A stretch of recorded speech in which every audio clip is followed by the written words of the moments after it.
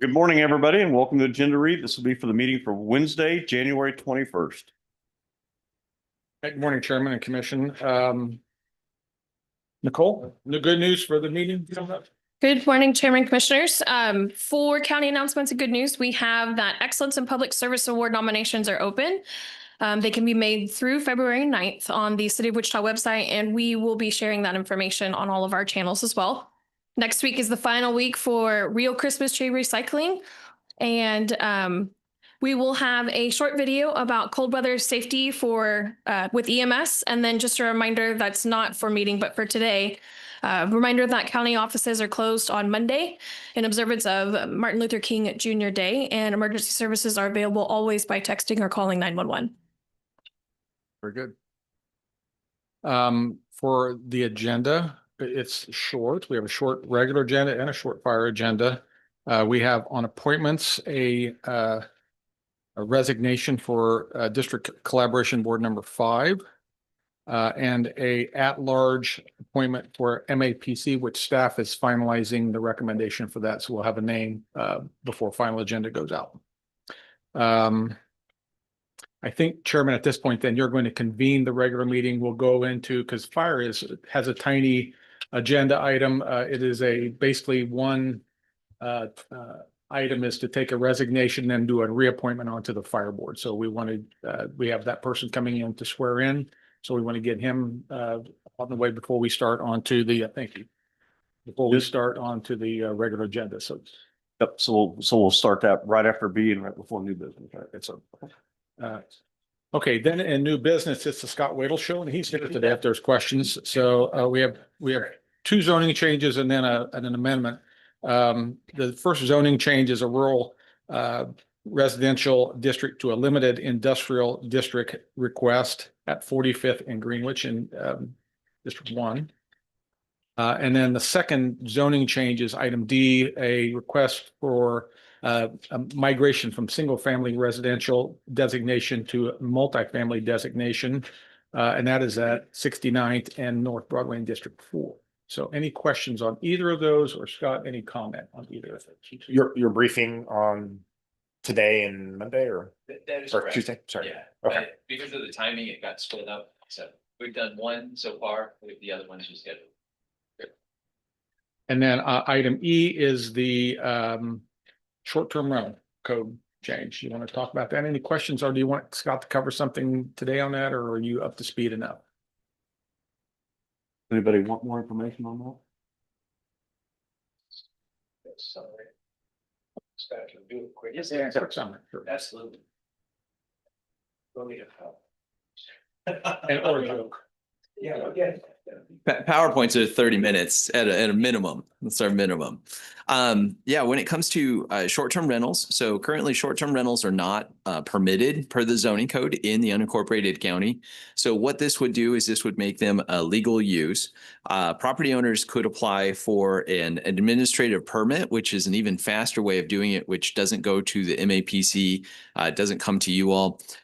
Or if that isn't allowed or doesn't happen for a variety of reasons, they can always do a conditional use application. So those are the ways that people could use to get in compliance with the zoning code and have those permitted. There's also opportunities through those processes for neighbors to have input into the process. With the administrative permit process, notifications would go out to the abutting and contiguous properties. So that's all the properties that touch and or directly across the street or an alley. And they'll have an opportunity to protest if they don't agree with the application. There are some limitations in terms of what, how, and where, and what you can use as a short-term rental. Those include that you can't use an RV as a short-term rental, so no Airstreams, unfortunately, but it's consistent with how we designate dwelling units. And then other thing too, just quick note is that no gatherings of more than 20 adults. And that counts persons over the age of 12 as an adult for the purposes of this. So those are just the quick highlights. There's more, but I'll refrain from going too far in depth. Thanks, Scott. Any questions? Commissioner Arnold? Thank you, Chairman. Just curiously, so the administrative permit, what's the criteria then if there's protest for them to approve it or not approve it, or what happens in that case if there's opposition? Yes, sir. So if they exceed 50% of the owners, so it's not based on property size, it's based on ownership. And so we look at the list of the owners, we calculate if it exceeds 50%. If it does, then the protest for an administrative permit is really an appeal of the approval is what that is. And so that constitutes a valid appeal. It's denied at the administrative permit process, and then the owner has the opportunity to consider what they want to do next. An option is that they can apply for a conditional use. So with this very limited number of properties, that are adjoining that, you may only have, let's say, 6 properties, for example. What happens if it's a 3-3? It's a tie. So 50%. What do you do in that case? Excellent question. Let me go back and refer to what the specific numbers are.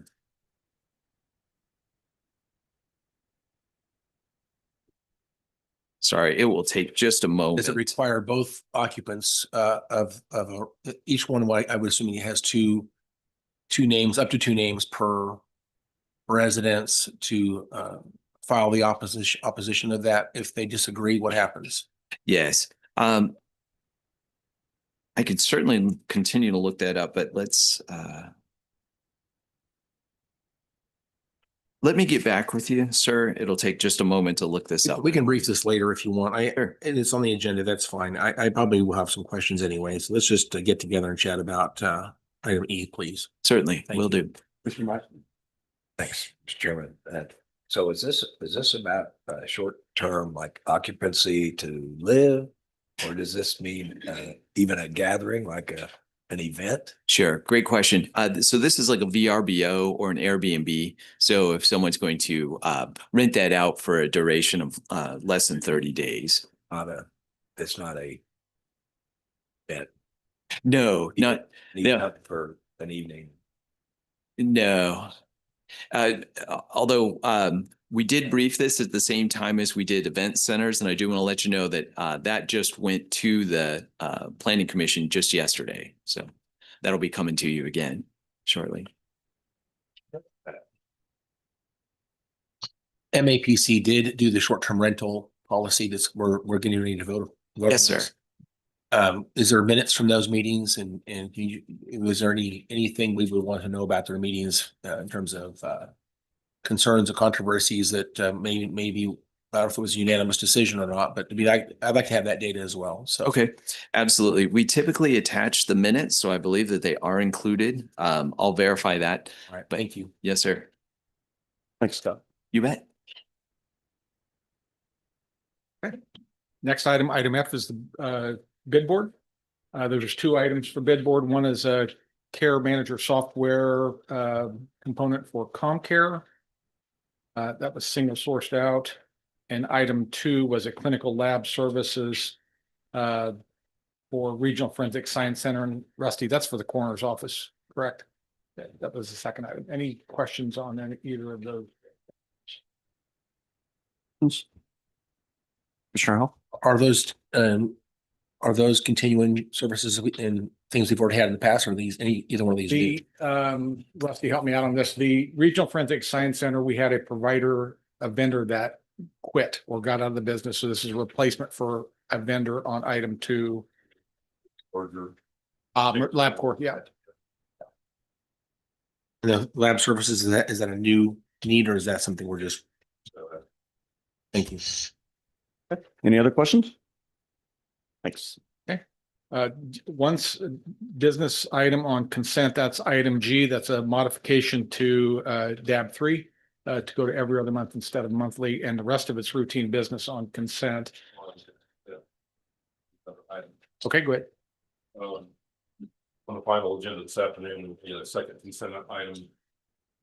It is a contract with Wesley Medical Center for EMS transfer the patients between their campuses at times that their in-house ambulances not available. They continuing relationship. We are finding it.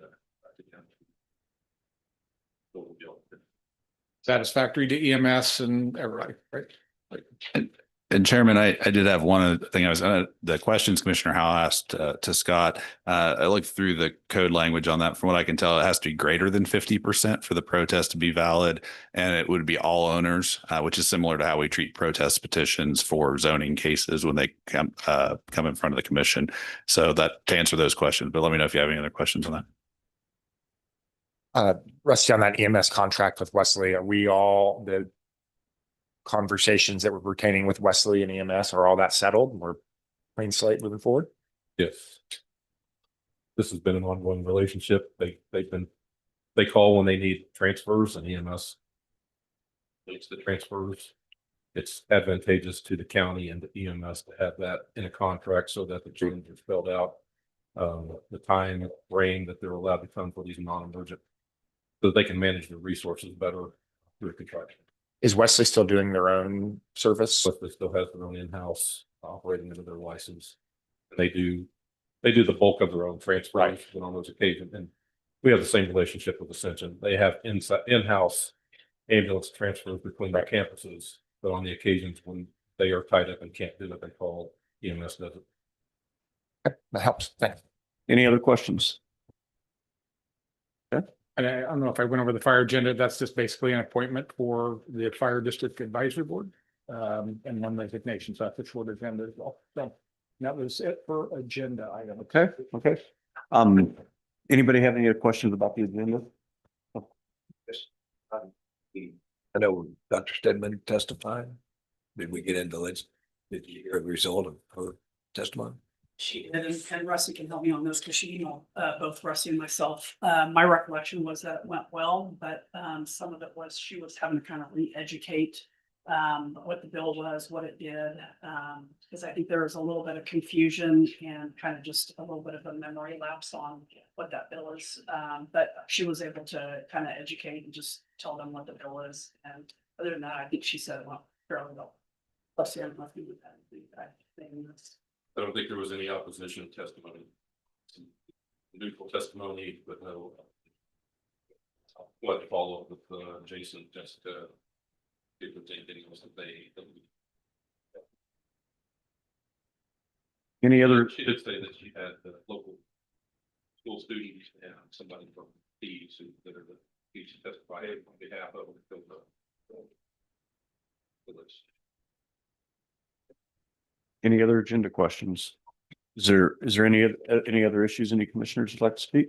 Commissioner House? Thank you, Chairman. So I just wanted to update Commission that I did listen into the 3 days of testimony on Senate Concurrent Resolution 1616.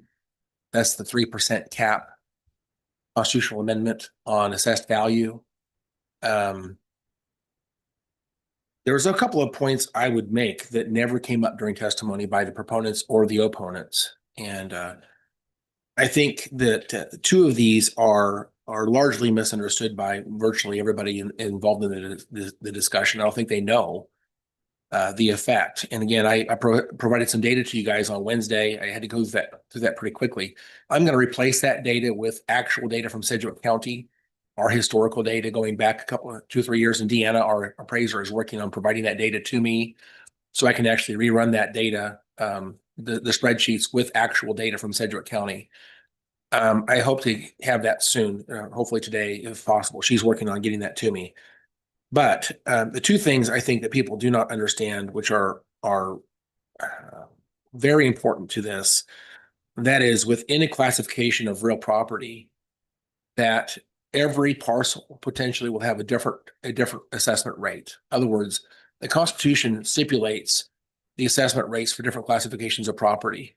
And the courts have opined that the Constitution obviously envisioned, if you will, a different rate of assessment for different classifications of property. So the terms uniform and equal, they did discuss this during the hearing. Uniform and equal does not mean that there's not multiple assessment rates between different types of property. What it is saying is within a classification of property, that every property is treated exactly the same. There's a fair and consistent way it's treated within the classification. Uniform and equal, they must have meaning. And if every parcel has a different assessment rate, which is the net effect of SCR 1616, that means that the terms uniform and equal no longer have any bearing. They no longer have any meaning. They have to mean something. And I believe that this is actually a constitutional violation. So unless they plan on taking out the assessment rates out of the Constitution, which I don't think that's intended. That's not what's in this bill. But the effect of this is that everyone will have a different assessment rate within their type of classification of property. That is, I don't think anybody understands that generally. The other thing I don't think people understand is, and again, I'm just going to focus on residential. It did come up during testimony that there's a shifting of tax burden from residential to agricultural, for example, or from residential to commercial, for example. That's well noted, and I think everybody understands that is going to happen. They did concede that argument. What I don't think they do understand, though, is within a classification such as residential, they're shifting tax burden from people who enjoy the benefit of a cap, and the benefit, of course, is enjoyed more the more that your property is increased in value. If your appraisal comes out and it's higher and the cap is in place, then you have the benefit. It's a greater benefit to you in that situation. For people whose properties don't increase in value as much, they're going to be paying more taxes. And I think people don't understand that. We're shifting the burden from those that would receive the benefit to those who, frankly, the properties are not increasing in value very much.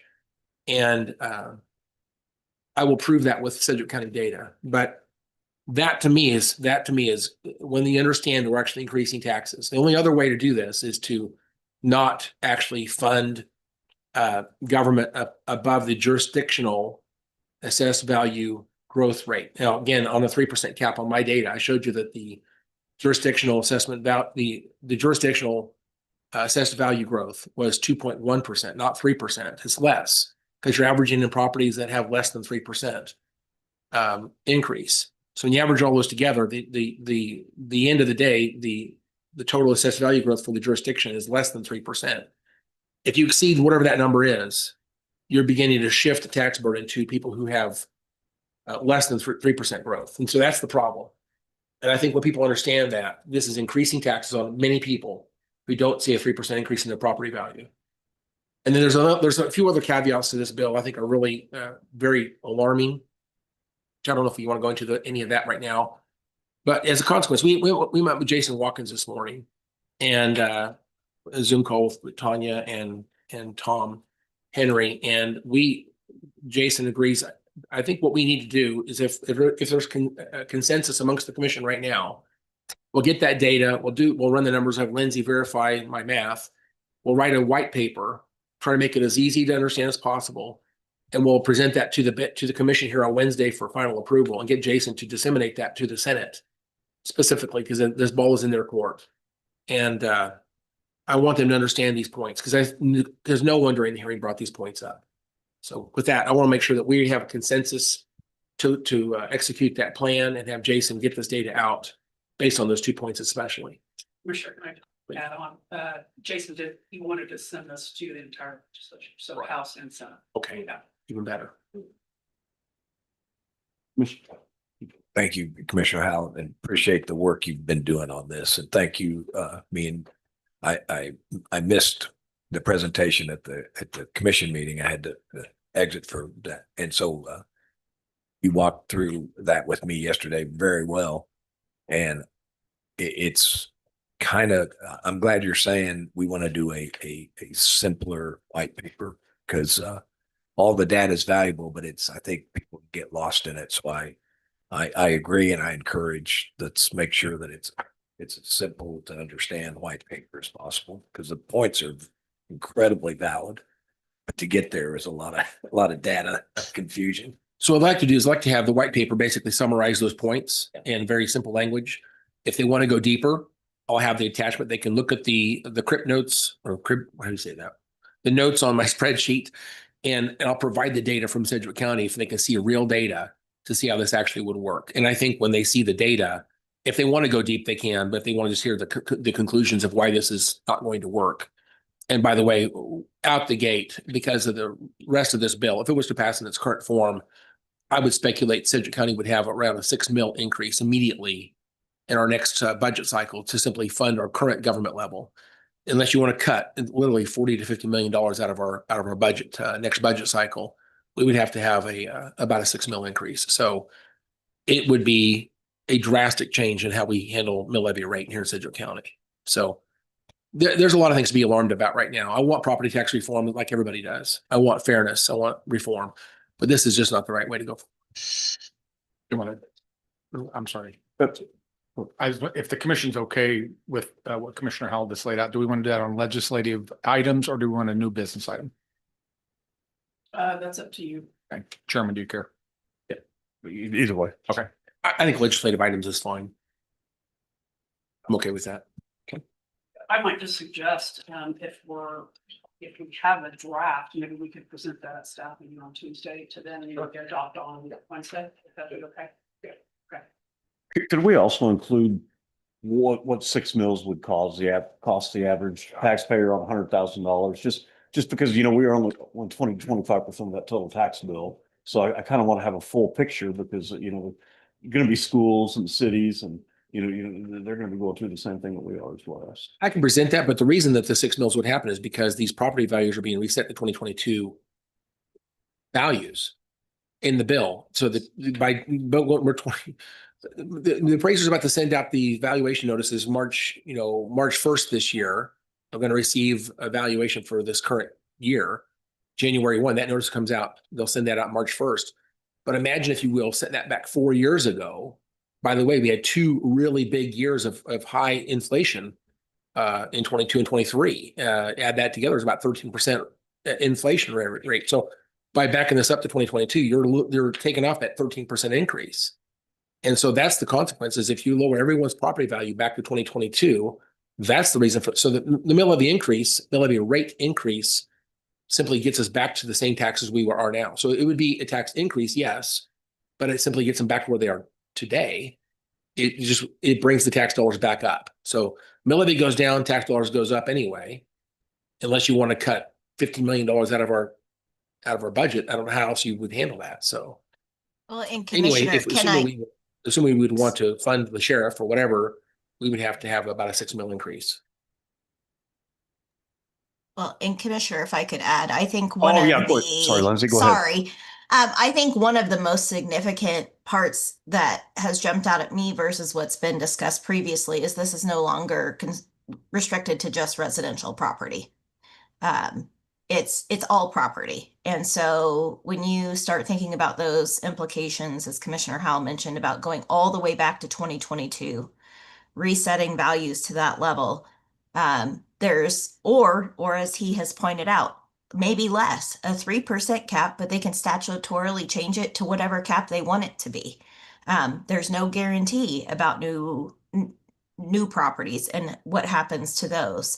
They want to pass along the savings to people who have purchased it after the fact. All of those things are different than what we were even talking about last year. So those implications we talked about last year are much more severe under this proposal. So I'm happy to help Commissioner Howell however I can with that white paper, but this would be horrendous for the entire state and us for sure, but everyone. Lindsay, just to clarify, was it only residential last year then, and now they've added commercial this year? Is that what you're saying? Correct. And it's, an agricultural and industrial and everything. It's all types of property. So that is a significant change.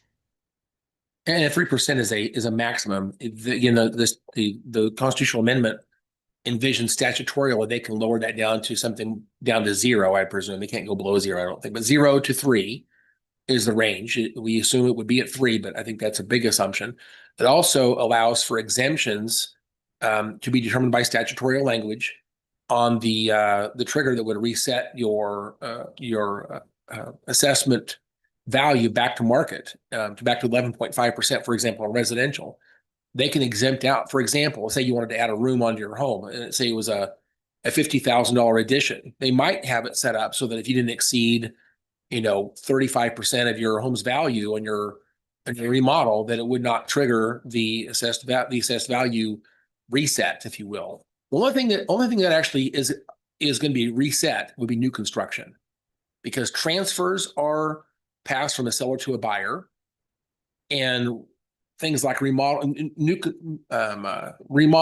and normal maintenance would likely be largely exempted from the cap. I'm sorry, from the reset of the cap. So the only thing would really be at 11.5% would be anything that's under new construction.